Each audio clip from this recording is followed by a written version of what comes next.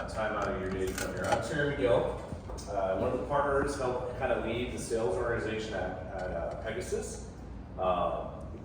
We are just a little bit about us real quick. We're an IT solutions provider here out of Frisco, I guess a couple miles north in Hall Park, right by Cowboys headquarters. Oh, we move this way? Yeah. Not a public speaker, so I wrote a few things down here to keep me on track. So, and I think it's a good small group here, so I think it'll be a good opportunity to just do more Q&A and just have some good dialogue together. So Pegasus, yeah, so we're a IT solutions provider out of Frisco in our 9th year. We're pretty excited, approaching 10, which is a pretty big deal next year. And we're around 32 people. I think we had a couple join the last 2 weeks, so I never can keep track of exactly how many. But we're around 32 people here, and like I said, in our 9th year. So 2 parts of our business. We have what a lot of people know as VAR, value-added resellers. I think is a little overused. IT solutions provider is what we kind of call ourselves for one side of our business. I like the term technology aggregator because ultimately, whatever your technology challenges are, we'll find the right partner or the right experts. A few of them are here today that we'll hear from. So we really are more of a trusted advisor in this business. You come to us, we help consult based off our experience. We help bring the right solution set, the right experts to talk to you with us about helping solve those business challenges. So our mission, we value and emphasize relationships. We're really all about relationships. The more you get to know us, long-standing, tight relationships with our employees, very much a family atmosphere. We really preach that. Culture is a pretty big deal for us. And that really extends to our partners and our customers and our prospects. The more you get to know us, I think you'll see that. So our mission, value and emphasize relationships while helping solve challenges through technology. Our core focus, we provide an enterprise experience customized for all companies. So really, we'll hear a little bit here just in a second about our 2 sides of our business. But the smallest to the biggest customers, they're all opportunities for us based on the diversity in our portfolio and what we do for customers. So our values, so do the right thing, sounds simple. It's probably a core value that you've heard a lot, but we certainly preach that every day. We try to give our employees autonomy to really use that as a measuring stick, right? If there's any hesitation, we ask often, well, what do you think the right thing to do is? So we use that as kind of a measuring stick on our daily basis. Work hard, have fun. We're pretty well known, I think, for the have fun part anyways. Hopefully we're well known for the work hard part too. But yeah, we like to enjoy, we like to celebrate. We do a lot of fun things. March Madness is one coming up here soon, so that's another epic fun day that we'll be enjoying in North Frisco to watch some basketball. So, but yeah, in the work hard part, we always say it's better to have a beer at the end of the day after a hard day's work. So, and then be resilient. So yeah, that's a big one in our 9th year as a small business. Certainly have been resilient to get us where we are, especially surviving and growing in a global pandemic. We actually grew and hired during that time, so that's pretty exciting. And then a new one we added here in the last year or so is Kill It. Kind of speaks to sort of who we are, and really to me what that means is we just don't accept kind of mediocre. We really want to have an elevated experience with our customers, our prospects, our partners. So that's kind of a little bit about Pegasus. So today we're going to hear from some of the industry experts we invited here today. We're going to talk about the scary world of cyber and security and ever evolving, ever we're progressing threats that are out there. So I wanted to introduce a few partners here. So Sean Dubey is with Semperis, Principal Technologist for North America. With Cohesity, we have Lucas Broke. Right, Lucas? Did I pronounce that right? Broke. Ah! And I tried, I practiced and everything. You killed it. I practiced. Field Technical Director with Cohesity. And then Brian Nichols and Ateet from Baker Tilly are here. So yeah, we have, I'm pretty excited. We have some, obviously a lot of solution provider partners, a lot of technologies that help solve a lot of the challenges we're faced with. I'm very intrigued with it's not a newer relationship, but with the Baker Tilly folks, we're certainly, the more we drive together in the field, we learn more about, well, what are some of the compliance and risks and what are things companies are trying to solve for? And it's understanding the business side of it that helps us better understand how to bring the right technologies and people process technologies to bear. So yeah, welcome. So we're gonna hear from, so I'd like to just kind of hand it over. I have some questions. I'm hoping that we'll be able to ask a lot ourselves and make this very interactive. We're all here to learn. We're all here to understand from these leaders sort of what they're seeing in the industry. What's going on, what's evolving, what are new threats coming, geopolitical challenges. There's a lot of stuff going on in this world. So I'll just go ahead. So Sean, would you mind introducing yourself and talk a little bit about you guys and what you're doing and what you're seeing in the market? And Sure. Thanks, Larry. Yeah, sure. I'm going to lean because I'm a leaner. Perfect. So I'm at my heart, I've always been an identity guy, which used to be, you were an IT guy that did user stuff, but then we got to call it identity, so now it sounds much better.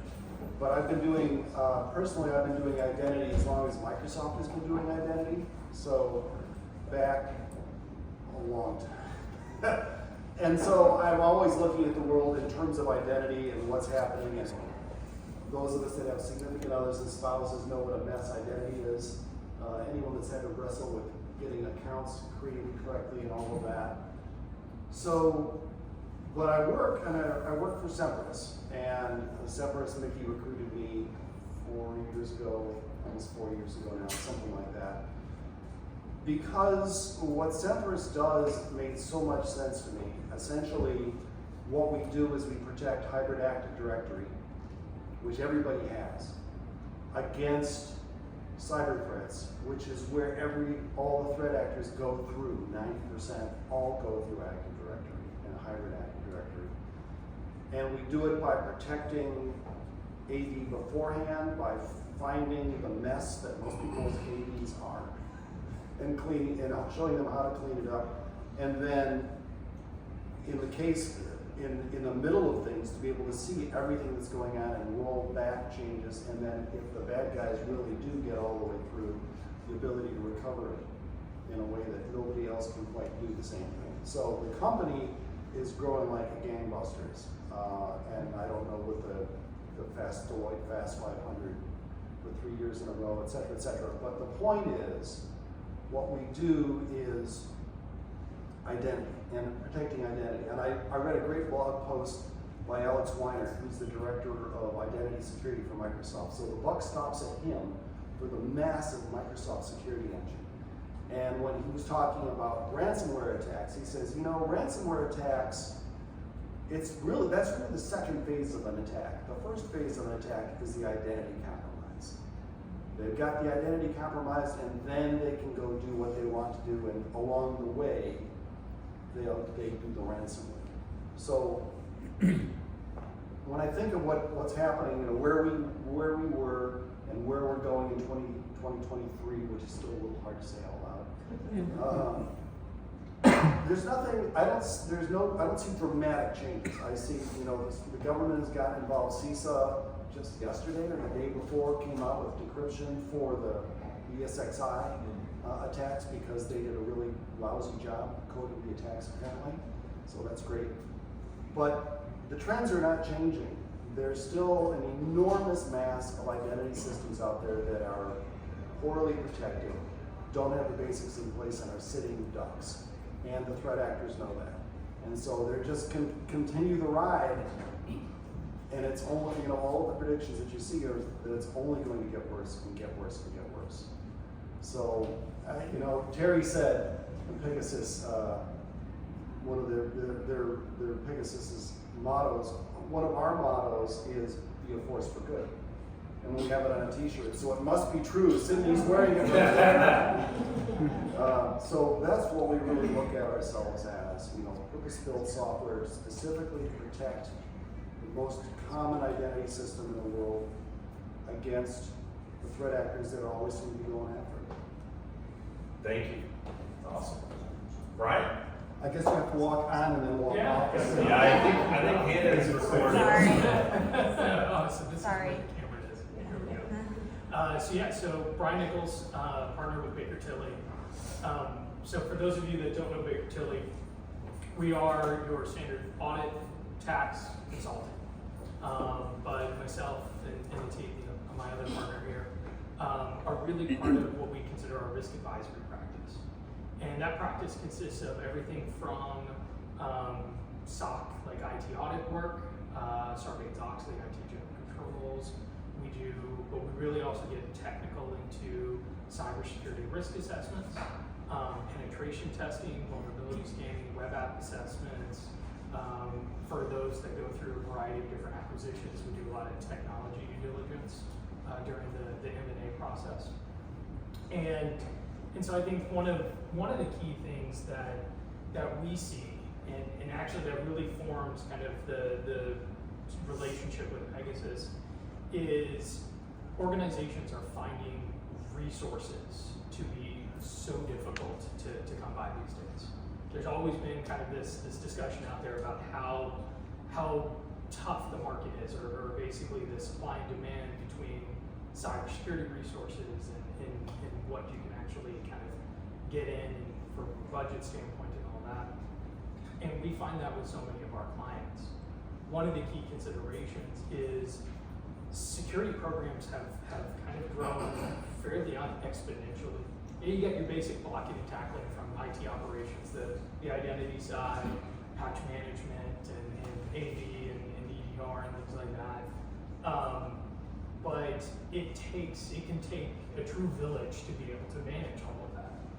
And that's where when you look at the supply and demand issues as far as hiring internally to where the value comes in with external partners, that's really key. One of the things that we have seen in the shift in the market has been from a compliance standpoint. For those that are publicly traded and those that are considering it, like SEC has really come out heavy in the past few years around pushing some of the security requirements and basically disclosure requirements and all of that. And that's taken people a little bit to really understand from a governance and compliance side how to implement that, how to manage that. The other side is the FTC actually just, funny enough, pushed on car dealerships expectations around security and data protection around customer data. And you wouldn't necessarily, car dealerships may not be the first thing that comes to your mind, but now, as part of those stipulations, those car dealerships have to do external penetration testing annually and internal vulnerability scanning twice a year, just to be able to meet those compliance obligations. And so that's one of the things that we work with a lot of our clients is that risk landscape, that compliance landscape is evolving and shifting. Data privacy becomes a huge topic. And of course, here in the US, we may not necessarily be on target to get a federal data privacy law in the near term, but of course all the California laws and all the other states are kind of starting to pop up and things are happening. And so when you operate in different states and you have different obligations and sometimes different things, you kind of have to manage all of that. So there's a variety of different ways that we work with our clients to understand what their compliance landscape is, to help them kind of unify a lot of their controls, their technologies, their capabilities internally to be able to be more efficient with the resources that they do have. And to really ensure that there's a reporting mechanism to be able to understand their status from a compliance perspective. So really, I think when we look at cybersecurity, it used to be one of those things of just, again, do the right thing and do the right thing for your organization, do the right thing for your customers. And now it's really becoming a legislated type initiative as well, where if you haven't been doing the right thing or you didn't make those investments, there's a lot coming, there's a lot more pressure and a lot more at stake, because we're seeing that really be pushed from a legislative standpoint with a lot more teeth to it as well. So I know we'll get to more questions, Yeah. so I'll let Thank the you. last one speak. Thank you, appreciate it. All right. I'll keep it relatively quick so we can do questions and stuff. So Lucas Bright, Field Technical Director for Cohesity. Anyone who's not familiar with Cohesity, we are a data protection solution, first and foremost. So founded about 10 years ago. And our focus traditionally has been simplicity for data protection. We say data protection means backup and recovery, right? So that is what it is, right? On top of that though, what the company's done is layered on other capabilities on top of standard backup and recovery. And from a security standpoint, really where this comes into play is the trends that we're seeing around making sure that you have a last known good state for recovery, right? So we talk about perimeter security, identity security, all these different things, and really where we come into play is planning for if something eventually happens, right? And we've seen time and time again where companies talk about how secure everything is and they feel they've got this great setup where they're not going to have any compromise, and then something happens, right? I think the majority of compromises happen with compromised credentials, right? Whether it's phishing or something else. And when you have something like that happen, all bets are off, really. And so what we want to ensure is that a company or a customer has a last known good state to restore to. And then of course, since Cohesity as a backup solution is touching everything in the environment essentially, we have the ability to look at trending, look for anomalies in backup data, files created, deleted, things like that, to help you understand how far a breach has gone and help you contain that. The other thing we can do is if we detect that something has happened, we can say, this object has been compromised. How critical was this object, right? Now, folks that work with it every day, VM name or an app name or something, they're going to know whether it's a big deal or not. For somebody who doesn't, we have the ability to go in and say, this is the contents of that object, and does it match what you consider most critical for your business? That could be PII, that could be IP, that could be financials. So we can very quickly identify what's in that compromised object to really tell you how large the alarm bells be right now. Excuse me. The other thing that we focus on now is rapid recovery. So as part of a backup solution, right, nobody pays for backup, they pay for restore, right? So as part of recovery, we have the ability to restore very quickly. We call it instant mass recovery. It's a big marketing term, I think, but it is very different how we do restores, and we won't get into that today. But essentially, we can have an entire environment up and running in less than an hour. And we've done POCs with thousands of VMs where we have them up and running in less than an hour. And that's really where a lot of planning stops, is what happens after the attack, right? What happens after everything is encrypted? Do you pay the ransom? How do you pay the ransom? Do you try to recover? Have you tested your recovery? Right? All these things are big unknowns that seem to be brushed under the rug until something happens, and then you're like, well, and it's happened for years too, right? Before ransomware was a focus, disaster recovery or BC, right? That was another thing that was just back burner. Every year we'll fund it and we don't. Now it's coming to a point where that same sort of project is now the focus, but it's because of cybersecurity, not because of natural disaster or whatever, right? All of those threats are still there, obviously. So really the mission of us is making sure that this, when all else fails, you can come back quickly, you can come back reliably, and we can help understand how much of the environment needs to come back, right? Don't restore more than you need, but make sure you don't stop before you address everything that's been encrypted or infected or whatever you want to call it. So that's, I'll leave it there. Thank you. Appreciate it. Does anyone have any comments, questions, any thoughts on some of the stuff we've heard? I said I have a few questions here that we can jump into. If not, like I said, feel free to. This is more, just a fireside chat, if you will. Yeah, coffee for closers. But yeah, well, why don't we jump in? I guess for me, this isn't a question, this is a comment. I'm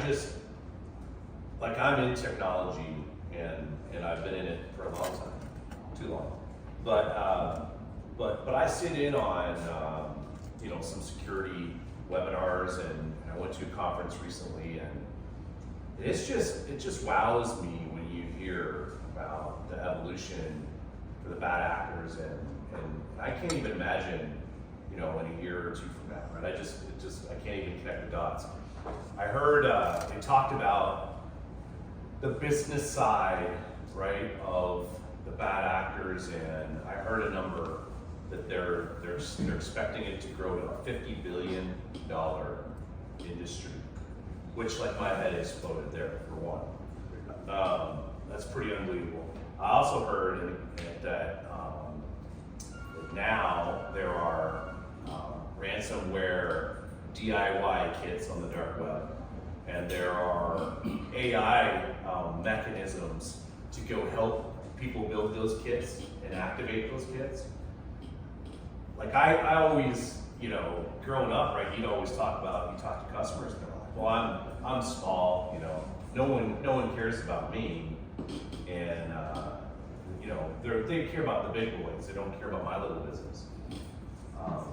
I'll just throw this out there. Any thoughts on where that kind of industry is going, and AI, and what do we need to worry?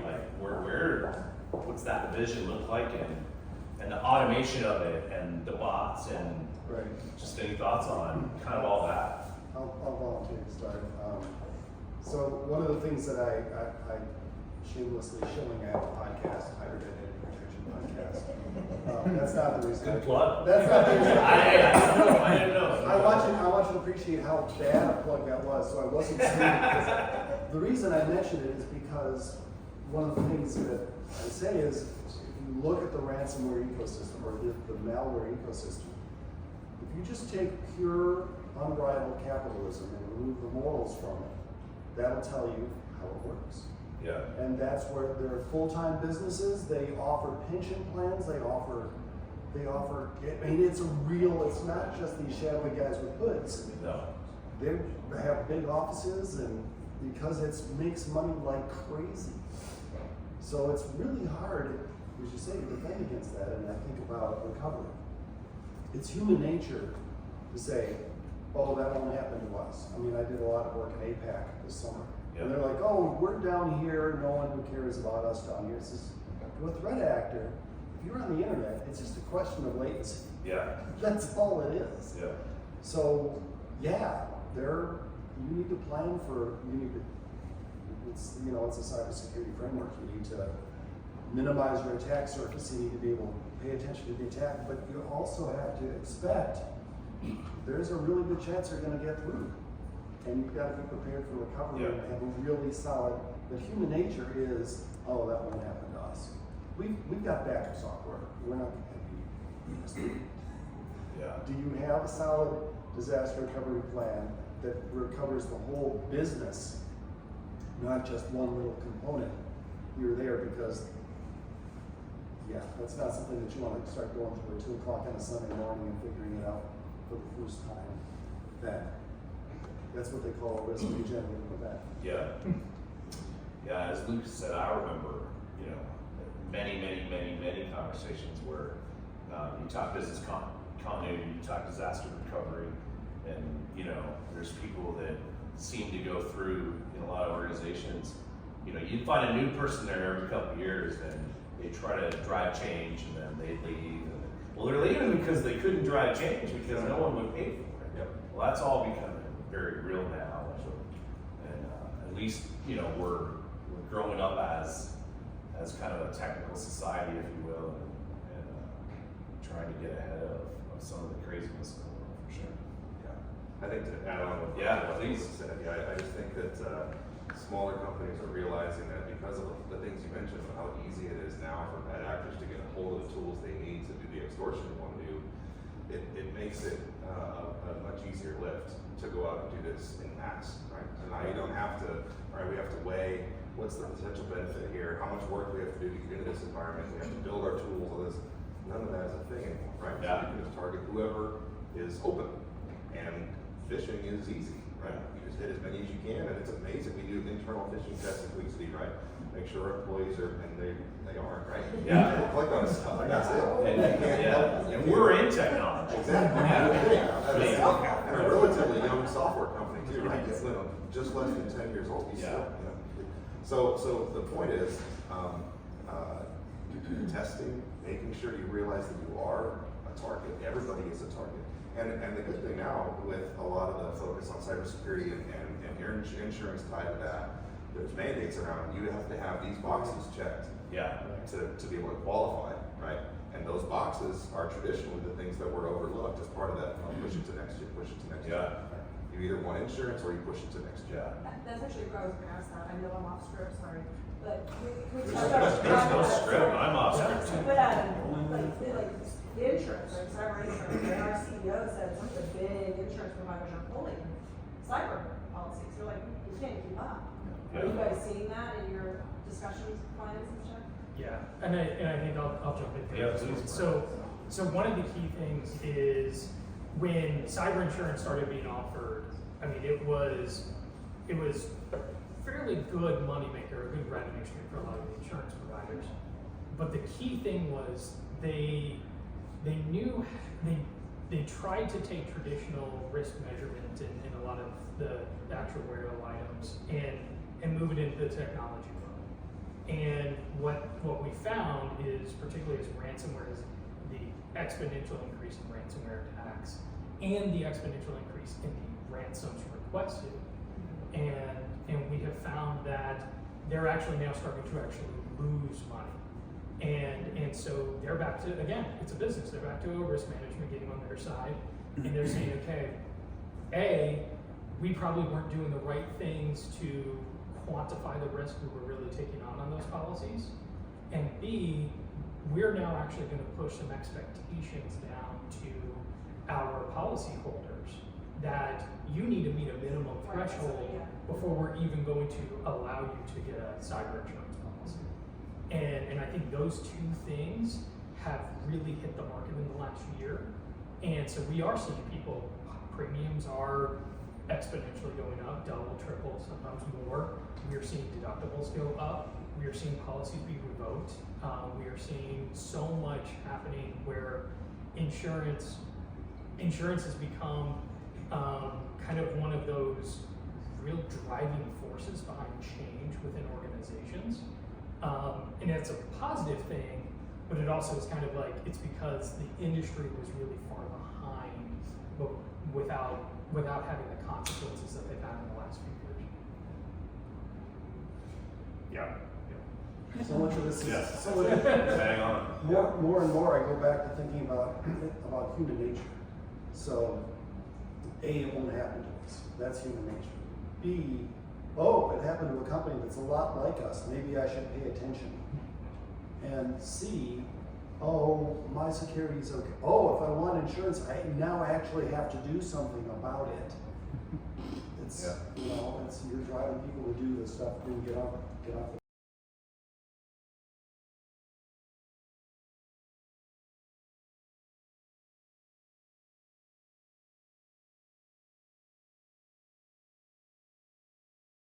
I think, so the recovery side, so the fact that a lot of people viewed paying the ransom as just a cost of doing business. And I think insurance providers got on the hook for that. And so I think adding in that evolution, I think the next part is people that didn't spend the time, not just doing backups, but actually being able to restore and testing and that side of it. I think that's going to be the next key evolution, is that you're going to see people that are prioritizing the restoration in that side, because insurance providers are sitting there going, this is on you. Kind of like the way credit card fraud evolved. Basically, a lot of it is now back onto, again, the merchants. This is on you. You have to pay this. Here's all of that stuff.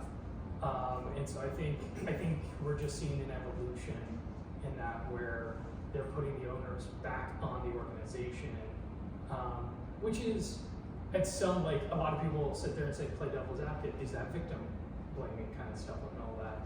At the end of the day, the problem is, no, this is kind of the fundamental things that you're supposed to be doing, and so you knew what you were supposed to be doing and you didn't do it, and so that's kind of, it is really, you're at fault at that point. Yeah. So, so. I would say, as far as the premiums go as well, just to back that really quick, we're seeing examples of a requirement for backup or restore testing. Immutability is on some of these forms. Now that's very ambiguous, I think. Like we talk about that a lot. It's becoming a more marketized term as well. You know, zero trust, all this stuff. You know, you have to really ask. I do a lot of presentations where we talk about zero trust and immutability, and I have to very carefully explain what I mean by those terms and how we implement these things, right? So, but back to your question, I think that regular testing is so important, because, you know, if you want to do anything well, you do it repeatedly, right? When it becomes muscle memory, you don't have to think about it, right? This is a very complex task, but still, even if you've gone through it like once a year and you go through it for real, right? Not like, we have, you know, 1,000 VMs in our environment, we're going to restore these 10, it went great, we're fine. That's not realistic, right? You're going to be calling people you don't have the numbers to when you're in an event like that, right? So just making sure you practice this stuff at least once or twice a year, right? And then, you know, there are, like for Cohesity specifically, we have what we call a CERT group. It's Cyber Incident Response Team, CIRT. And really what it is a group of folks in our organization that helps in the scenario that you find yourself in with an encryption event, right?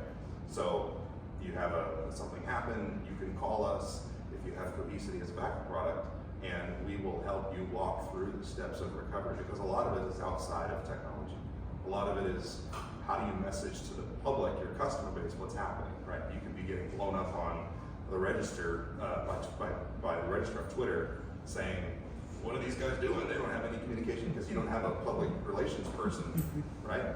You could be wondering how to pay a ransom in Bitcoin, right? Because you're probably going to have to do that. So there's just so many, if you decide to go that route, right?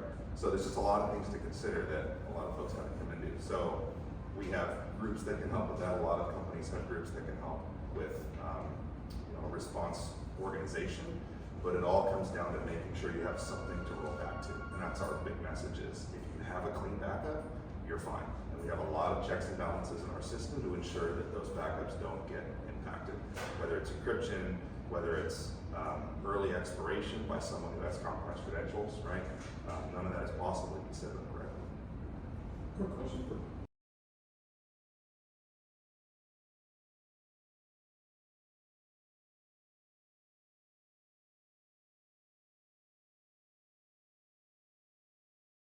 But I'm on the hook for some of that stuff.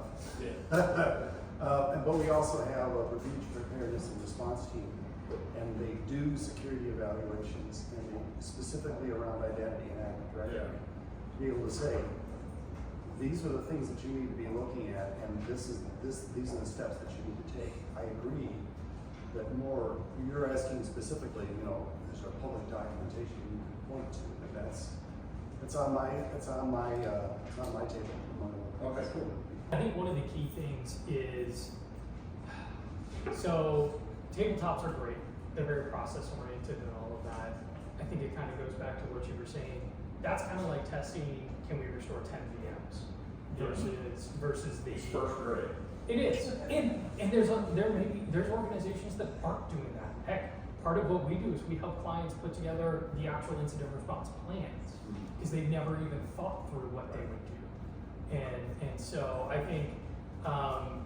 think there's kind of that again escalation of okay, putting a plan together, doing the walkthrough, the tabletop, actually then kind of analyzing real world events that have come through and actually walking that through with the team and such, and then evolving into potentially more kind of purple teaming, red teaming, other types of exercises that really help actually test the response for the organization. Yeah, we've got some material that we can share out. From a Cohesity standpoint, so we do have a couple things that would be helpful if you haven't seen them. So one is we do have a pre and post ransomware event guide. Oh, cool. So yeah, so it's steps to take before an attack to make sure your systems are properly secure, and then there's steps after an attack. Yeah. So things to do to be sure that your recovery points are as secure as possible.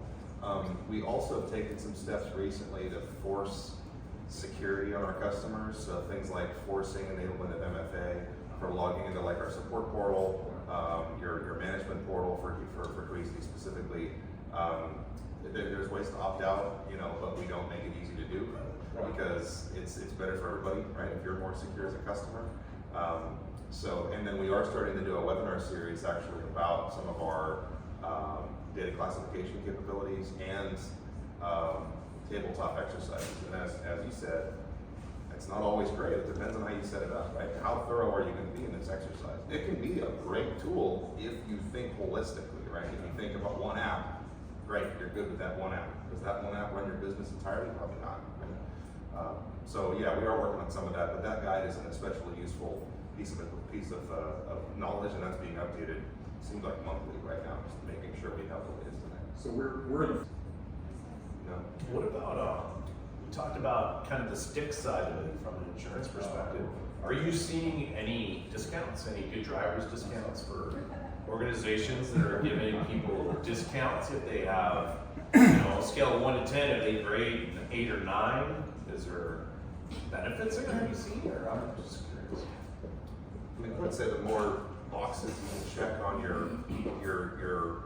assessment forms as far as whether you qualify for an insurance plan, and then I think that's really their assessing risk, right? Yeah. And the higher the risk, the higher your premium, just like any insurance. So the more you can check, is your backup solution immutable? Yes. Do you have air gap? Yes.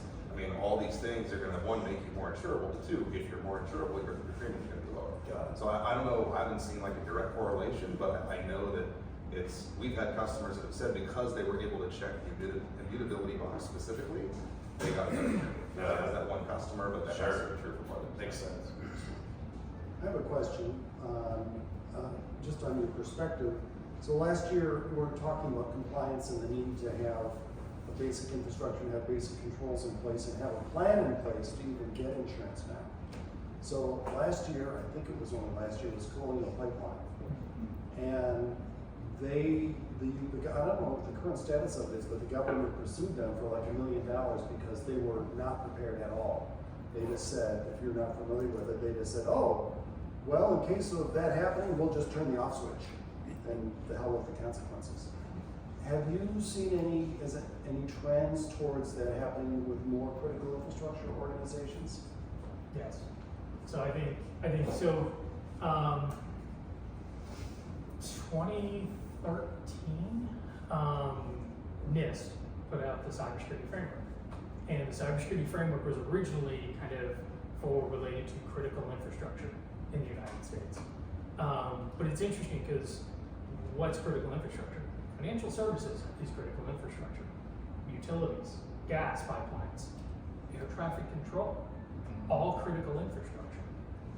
And so you think about it's been a decades-long focus on trying to get our critical infrastructure in the United States prepared.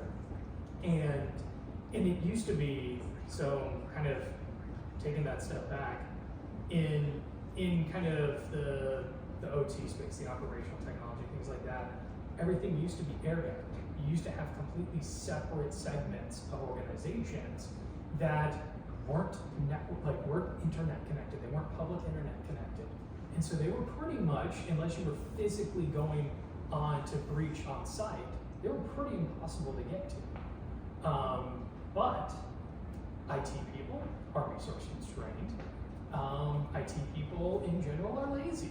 And that's not a bad thing. It means we're efficient. And so that means that those networks have started to actually get basically crossed over. Some of that technology has started to now, by the vendors themselves, the vendors are making their devices internet connected so they can be monitored and updated, and they're now doing more services from that side. I think what we have seen in the critical infrastructure space is people always took a if it ain't broke, don't fix it approach. And now it's basically we've implemented new technologies, they've made our lives easier, but they've also increased our risk. And we've never really taken that new view of what's our new risk landscape, what's the threats that we face. And yeah, kind of like Colonial, they've kind of turned a blind eye and just said, we'll turn things off or we can shut down. And that's not an acceptable response. Kind of the way insurance sees that if you don't do the fundamentals, we'll just insure that risk away. And it's like, no, that doesn't work anymore. It probably won't happen to us. Exactly.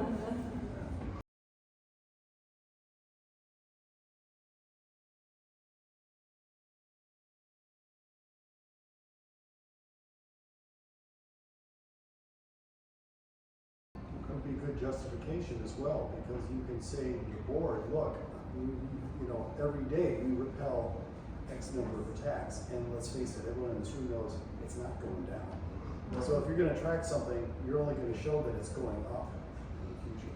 X number of attacks that you know. Yeah. Sure.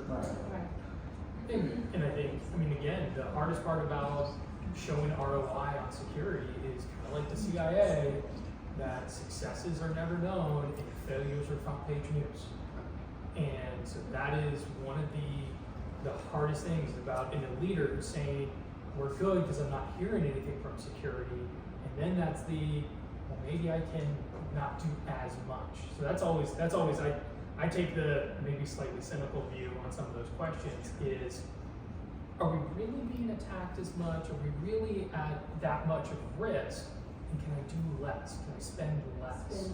Particularly, and again, we'll all say it in the current landscape of potentially recession and things like that, there's always a question of, can I spend less? What can I save?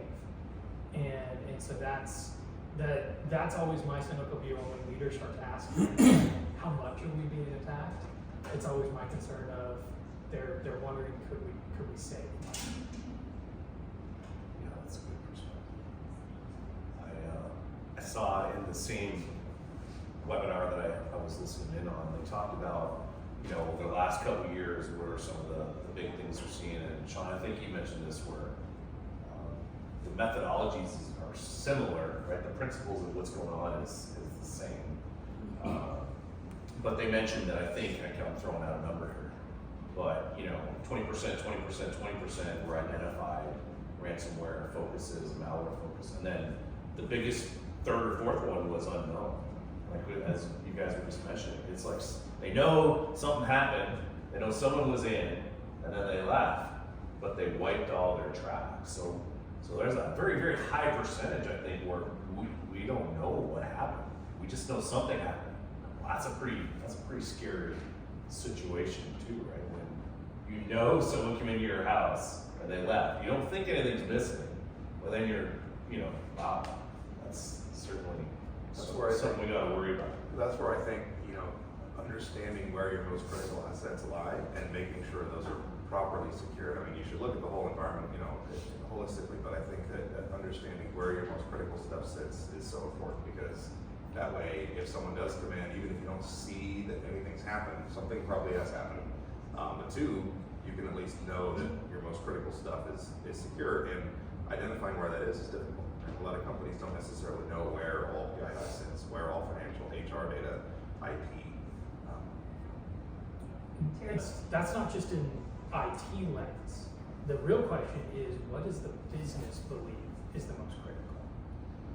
Because that's where I've had a lot of discussions where people put, oh, business continuity is an IT thing. It's like, no. Disaster recovery is an IT capability, but the actual continuity of business and being able to define what is critical and where data is and what's most sensitive and all of that, the crown jewels idea, that's a business-driven decision. And yeah. And a broader concept of operational resilience, beyond just business continuity, beyond just disaster recovery, the ability to keep the business running regardless of what's happening, and being able to control the damage to keep the business moving forward with this policy going on. But that's like graduate level stuff. That's when people are not even backing up correctly. Right.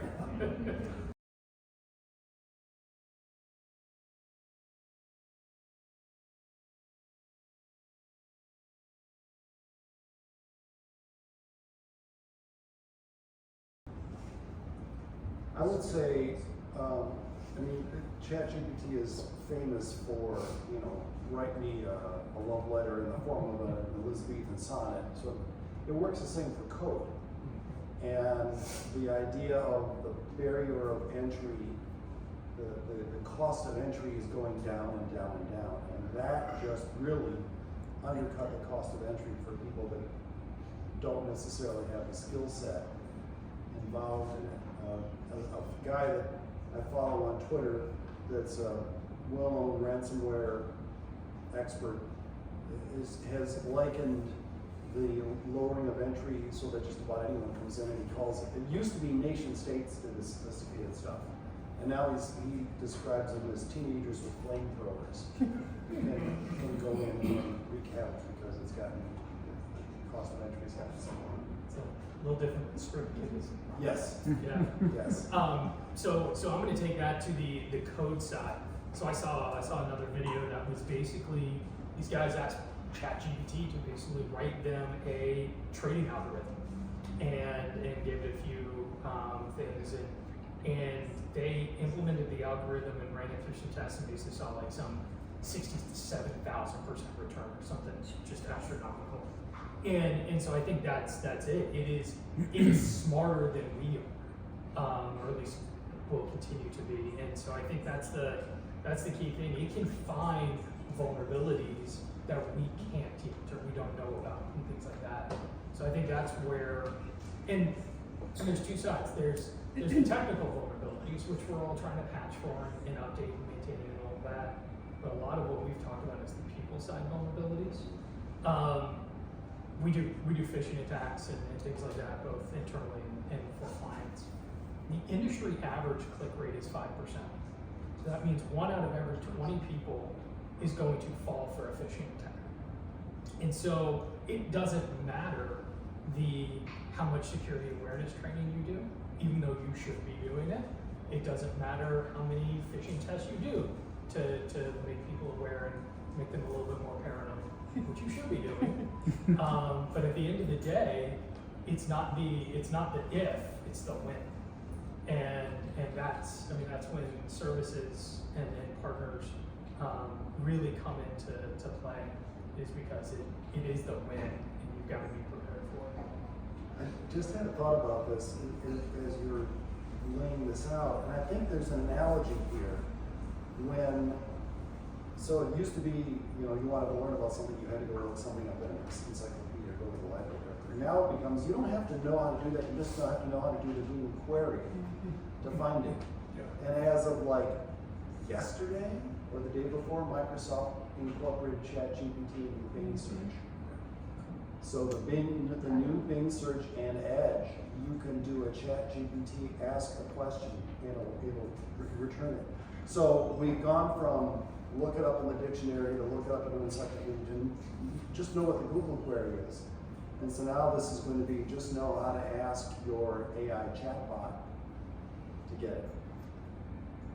I mean, sometimes I look at this stuff and I look at what's going on in cloud computing, and Kubernetes and containers and this, and I'm like, you know what, even as a technology professional in 5 years or so, I'm just gonna have no idea what the hell's going on.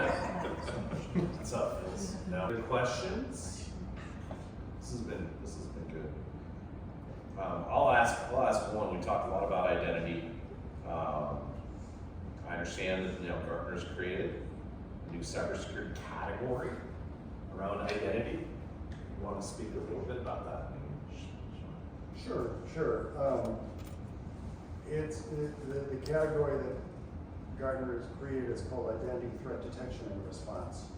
And it's just, rather better late than never, a recognition that the identity system is at the foundation of our security today, because everything in the cloud, I won't call it zero trust, I'll call it trust but verify. Anything you do in the cloud can't depend on a network.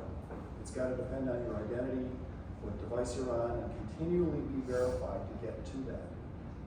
But if the identity system has been compromised, all bets are off. And somebody out here said the same thing. It's like, okay, if they've got the right identity, and it's cliche.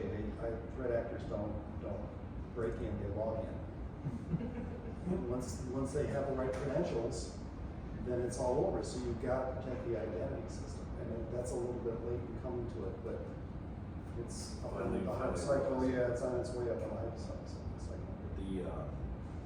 The digital world we live in, right? You talk about the cloud, but now with all the SaaS applications, multi-factor authentication, the DocuSigns, the stuff, like it's all digital. But yeah, it's, when you think about just the external amount of flow of information and digital, that's evolving too. So it's just looking better and better. And boy, the smartest people, are not me, of course, but there are smart people. And they look at it and there's a real risk of like that 5%, right? It'll happen, to your point. So I'm taking that back to my team. We're actually, that's our next fish. I've decided. I'm telling you, Yeah, it you're looks right. Yeah. I Send like a it. PO to a salesperson, they'll be like, Yeah, you got that right. Yeah. sorry. Yeah. I don't have authority, but I'm signing it. You have authority? Oh yeah, I got authority. Awesome. Well, any other questions? Any thoughts? We good? All right. Well, thank you, everyone. Appreciate it. Thanks, guys.